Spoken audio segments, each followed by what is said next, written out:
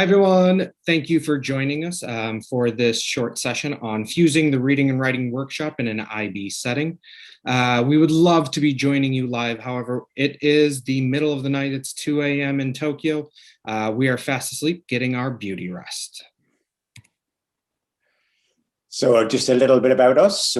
My name is Chris Frost, and as you can see, we've got Joseph or Joey Kaufhold there. We're both administrators at Tokyo International School, and we also work for the IB for IBIN, for the International Baccalaureate Educator Network, as workshop leaders and consultants and so forth. So lovely to meet you. So our journey as a PYP school started in 2005, and we actually hold a rare distinction. We're a bit unique in the international education world, that we also are a project school. So the combined PYP, MYP framework since 2005, and a project school since 2013. School, but it's not always been rosy. And in fact, back in 2013, the IB came to do our evaluation visit. And this is what they said. They said that some current decisions in the school have had a significant impact on the PYP implementation. The school has implemented a readers and writers workshop approach and curriculum, and conversations with the teachers and the leadership team indicate that this has become the primary focus of teaching and learning within the school. Displays in the classroom provided limited evidence of inquiry in various stages. Displays are mostly teacher created and directly related to the reading and writing workshop framework. And those visitors, as you may infer, were not very impressed. So then we fast forward to our next visit, and obviously something had changed, and eventually we'll get into how we went about that as leaders. But a direct quote from their report was that authentic inquiry now exists visibly and effectively at all levels of the school. Mention should also be made of the ways the school has woven the richness of the Columbia Readers and Writers Project into the inquiry fabric of the programs. That there is a glowing connection made by the IB that what we are doing has been a success. Certainly after 5 years, or it's actually 6 years since the last visit, teaching and learning had improved and things had gotten better. The pedagogy of the teachers had certainly improved.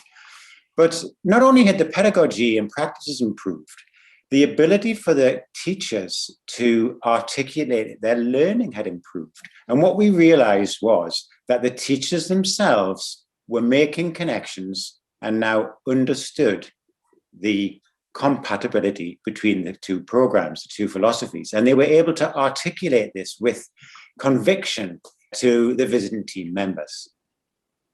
And so today we're going to go on a little bit of a two-part journey. Firstly, we will talk about those connections in brief. How are they compatible? And then secondly, what are the strategies that we used as leaders to ensure those connections were made by our staff and that we did have a successful review? And what are the connections? That's the learning intention for this first part of the session. And you will know if you are successful in your learning, if you can list some of the main elements of the IB Premiers program and provide examples of how IB philosophy appears or can appear in the workshop model. On screen, you'll see a bunch of the big concepts, the big ideas that we are faced with in the PYP. And we'll take some of these as example and try to suss out where the connections can be made. So let's start with concepts. Chris, how does the idea of concept-based learning appear in both the PYP and in Readers and Writers Workshop? Well, I think often with the IB, in my experience of it, you think of these words and things as something very profound. But if you try to put things really simply, a concept is just an abstract noun. It is something that is timeless. It's something that goes from culture to culture. It goes from place to place. It's enduring. So a concept, Joey, might be something as simple as character. I'm going to ask you, Joey, are characters timeless? Characters are timeless. The cavemen drew characters on the walls when they're telling their hunting stories. Yes, Characters found all over the world in every Abs- culture. absolutely. Will there always be characters, do you think, in narratives? Unless something goes crazy and weird, yes. Character is a concept, setting is a concept. All of these words that we've got in the reading writing workshop are concepts. And of course, as teachers, we have got big, enduring, transferable ideas that we want children to learn about writing or reading. So I assure you, concept-based learning is alive and well in the reading writing workshop and also the IB. Now for you, Joey, ATL. First of all, remind us what that even stands for. So ATLs, they are the approaches to learning. These are the skills that allow us to be good learners. It doesn't matter whether we're reading, writing, doing math, learning about science, or social studies. These are just good skills. IB puts them into 5 nice and neat categories. I will show you how these exist. I've gone on to Heinemann, and I have my examples of some of my anchor charts and charts that are commonly used. But this one is about reading partners work together. And if I took this, I would say that this is a social collaboration skill in the ATL framework. Synthesizing information as we communicate. Synthesis is absolutely a thinking skill. It is present in all subjects across the curriculum. Research skills, especially when we are working with our nonfiction information texts. Self-management is a very important ATL. So goal setting and being able to make a plan moving forward to control our own behaviors. Definitely ATLs. Yes, Chris, the ATLs are alive and kicking in the Readers and Writers Workshop with inquiry. And so, Chris, what about inquiry? Where does inquiry exist in both the PYP and Readers and Writers Workshop? Their definition of how we should teach a mini lesson, one of their strategies is through inquiry, that sort of deductive reasoning. I'd also like to make the point that the IB doesn't just advocate for inquiry, they advocate for other sorts of teaching methods as well. But then think about inquiry and what it is. I mean, it's basically a stance, right? So let's take a mini lesson, starting with a connection. That connection, to me, is activating prior knowledge. And activating prior knowledge is part and parcel of constructivism. Joy, help me out. What else? Absolutely. Yeah. So you've tuned in with that prior knowledge. Next, you're going to probably have some sort of direct teaching, an inquiry lesson, one of the 4 methods. And that's going to be your chance to really find out. And before you leave that carpet, you're going to start sorting out that information. And you'll continue to sort out that information as you work independently. You'll take things a little bit further. You may start to see connections between the different teaching points.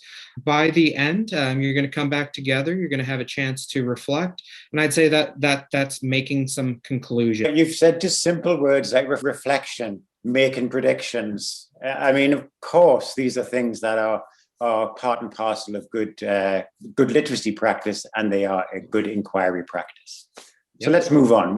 Chris. Mm-hmm. There's a big one we forgot. We've got the big brother. We've got the one that everybody is sort of focusing on now. I would say that we used to really focus and hone in on this notion of transdisciplinarity. It was an obsession almost in many schools that I've worked at. And now the one that we're all talking about is this word, agency. What is it? 3 words. Obviously, it's a bigger concept than just these things, but voice, choice, and ownership. So communication skills are always about finding your voice, using your voice to express what is important to you. And when you think about what is important to you, it's your choice. You have your choice in reading what you like, writing what you like, being an expert in topics that are interesting to you. Ownership is very important. It's about self-directed learning. When I have an anchor chart there and I am reminded of the things that I am able to attempt and try, and I'm able to self-regulate my learning, set goals based on what I know is intentionally my path forward, That's my ownership of my learning. And it is so clear in the readers and writers workshop. The IB uses the phrase, the power to act, as well as these three. And if you walk into a reading workshop or a writing workshop, you can see the children having the power to act, to choose their own books, to discuss their own ideas, to set their own goals and so on. There's a little bit of tension there if you're putting it really simply. As if you were an advocate for being transdisciplinary, you might be saying, kids, you've got to read and write about a unit of inquiry, and you've got to read and write about your social studies and science. But on the other hand, if you were an advocate for agency, you'd be saying, kids, you should be reading and write about what you choose, and it should all be about your decisions and your own ownership. So in a sense, transdisciplinarity and agency are at loggerheads. So how can leaders help teachers to make these connections? So by the end of this next part of the section, you should be able to name and explain 4 leadership strategies that you can use to help your teachers to make connections between the IB and the project. So the first one that we want to talk about is we're labeling mind the misconceptions. Misconceptions exist in both the PYP and in the readers and writers workshop. So we're going to look at a few examples of these misconceptions. You have to follow the script, and teachers cry out, this is not at all like the PYP. You can't follow the script. Come on, we're meant to be acting on children's interests, and we're meant to be adapting according to what we see our learners needing. But if you read the literature, reports say the absolute opposite. Every teacher needs to be encouraged to deviate from the script, Lucy Corkin says in one of her books. Under no circumstances would you want to teach by the book, Lucy Corkin says. From the start, you'll want to encourage teachers to tailor this curriculum to suit their own personalities and their beliefs and their kids. The units are written as a form of professional development. So this idea, and it's a strong misconception that you have to and meant to be following a script, is clear, just that. It's a misconception. And there are many like this. No room for transdisciplinarity if we are going to take an agentic stance that students are in charge of their choice and their voice over what they read and what they write. Then unless by chance they are interested in the topics that we are studying in science and social studies, they're not going to have that transdisciplinary opportunity. When you go back into the research base, you've got this quote there, that each grade's curriculum includes units which are entirely devoted to supporting students in reading to learn through nonfiction reading. There's a balance that they insist on, is that it's going to be topics of high interest to them, as well as topics related to the content area curriculum. The curriculum for these units supports students in learning to grasp major ideas and concepts, as well as information related to specific topics through focused studies. Again, like I was speaking about before, this is finding that balance. You need to have a balance between interest and you've got content areas that are important. Here's a lovely quote. The tone and feel of a writing classroom is utterly different when students are given ownership over their writing. This means that students can progress at their own pace, with some students spending more time on one piece or another. It means students can write about subjects they know well, using writing as a way to bring their lives and voices into their classroom, turning youngsters into teachers on topics in which they have expertise. Chris, it's just so amazing that the IB is saying this, right? This is the IB. This is the voice of Lucy Corkins and Laurie Pessar, if I'm saying the name correctly there. But you're so right. It sounds like the IB speaking, doesn't it? It's got that word ownership, got the word voices. It's got that agency running through it.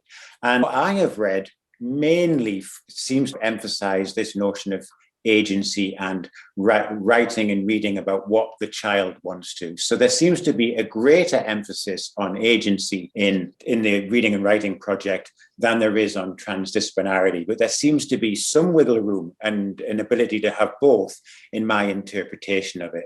And this has got to be a good thing, hasn't it? Often, when you think about transdisciplinarity, it's reading and writing about your unit of inquiry.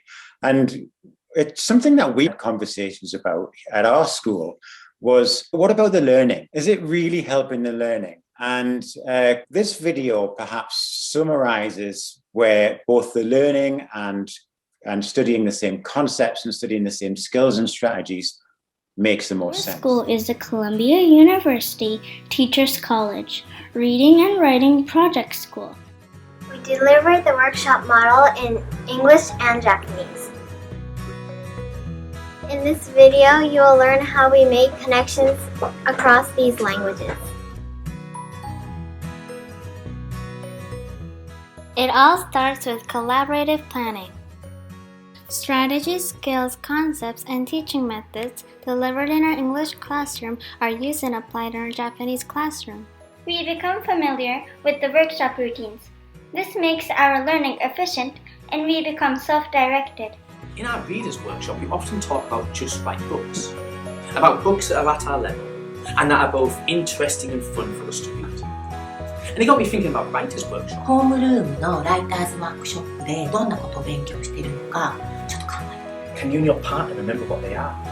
Turn and talk. ちょっとパートナーのお話してください If you're thinking about, say, audience, in the English classroom, we also investigate that same concept in our Japanese classroom. Who are you writing for? And how might that change your content? そう読み手は誰ですか I'd like you to think, who might the audience be and what makes you say that? お父さんに東京インターナショナルスクールのこと書くときお父さんどんなこと知りたいかな So turn and talk to the person next to you. パートナーと話し合ってください There is always active engagement.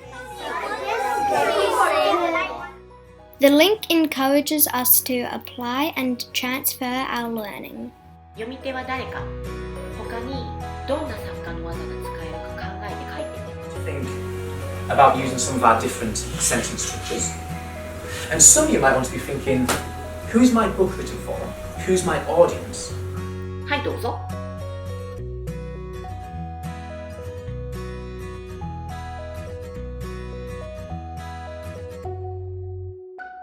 During independent time, our teacher pulls students for individual or small group conferences.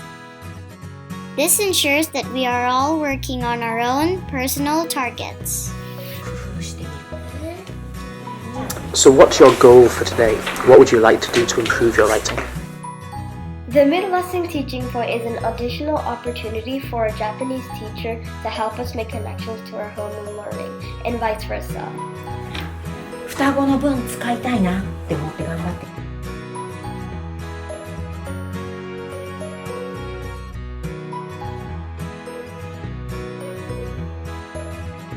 Okay, so whose friend had a really good way of changing what they wrote to meet the needs of their audience? どっから来るおすすめのお寿司はおあり My audience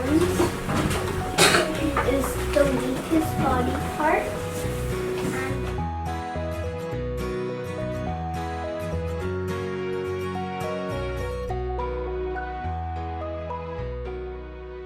All right. Our next strategy for helping our teachers make connections is collaborate with Columbia. What do we talk about with our staff developers before they arrive? How do we ensure that we're on the same page, that our goals are mutually beneficial? Time is of the essence. And how can we, metaphorically speaking, kill two birds with one stone? So here's some examples of what we've done before. And those two women that you can see on the screen there are Katie Clements on the left and Christine Hulley on the right, who collaborate with us. There are staff developers that have traditionally come over. We've also had others, and they've been so useful. And the conversations that we've had before they've arrived have been very, very useful. So we update them on what we would like. We want them to be fostering connections. So, for example, we've asked them to, please focus on the word inquiry, as often as you can. When it happens or when there's that moment, please do pause. And they highlight the words, the buzzwords, if you like, that we would like them to highlight.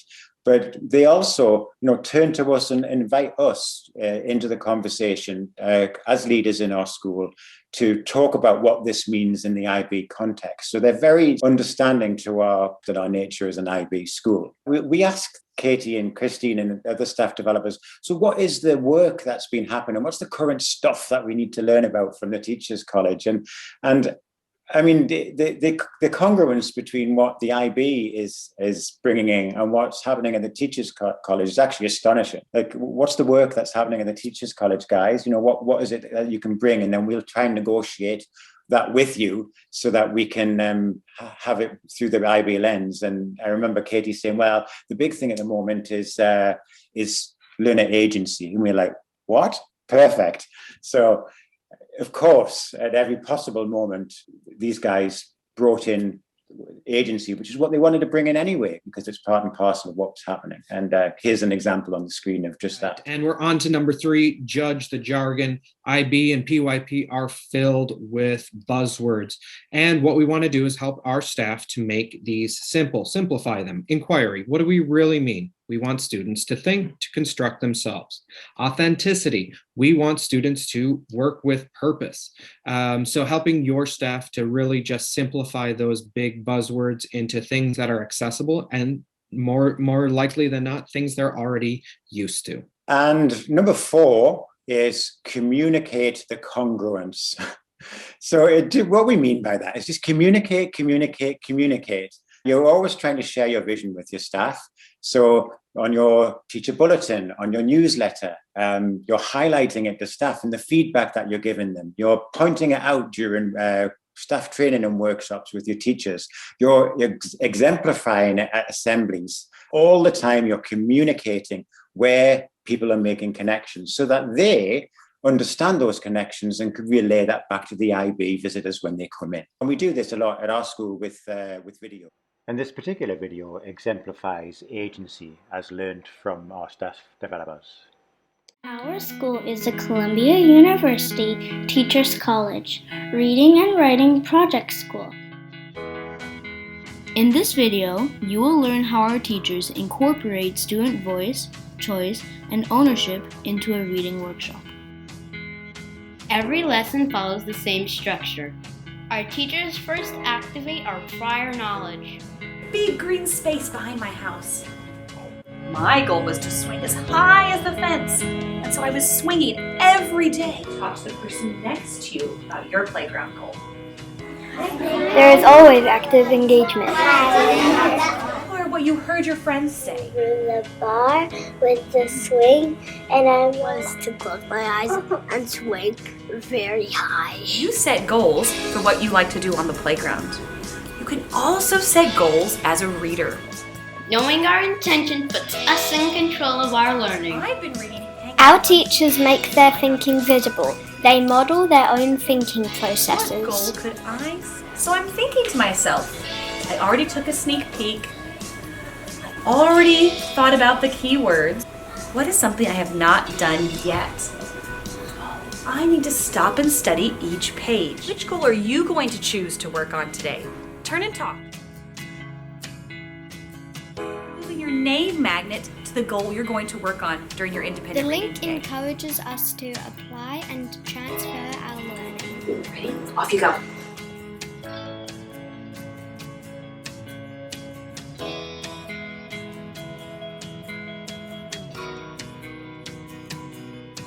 We are taught how to select our own books.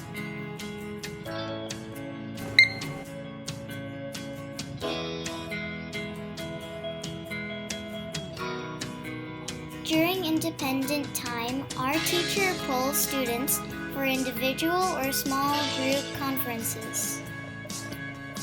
This ensures that we are all working on our own personal targets. At the end, we did tug of war. What were you saying to your friends, to your color team?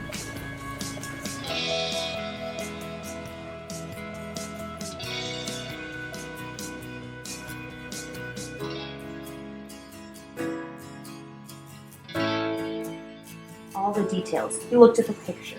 He looked at the caption. He looked at the words that the author said.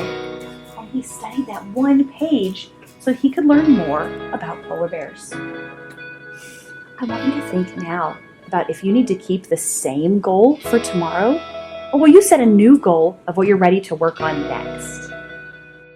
Or, thumbs down, you're going to make a change for tomorrow. What are you thinking?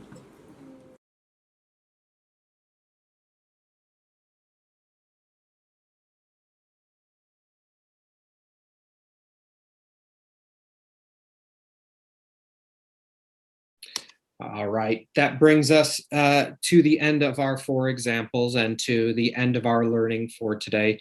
And we gave you some success criteria along the way, and we want you to have a time to reflect on these ideas. So can you list the elements of the IB PYP and provide examples of how IB philosophy appears within the Readers and Writers Workshop model? And finally, can you name and explain those 4 leadership strategies that you can use to help your teachers make connections? And if you can't, you can watch this all again, or you can maybe create one of these that we can learn from you. So thanks very much, guys. It's been an absolute pleasure for being here. Bye. Arigato gozaimasu. Thank you so much. In this video, you will learn about how we are taught to write at TIS. We call this approach a writing workshop. Every class in the school follows the same structure. Each workshop starts with a mini lesson.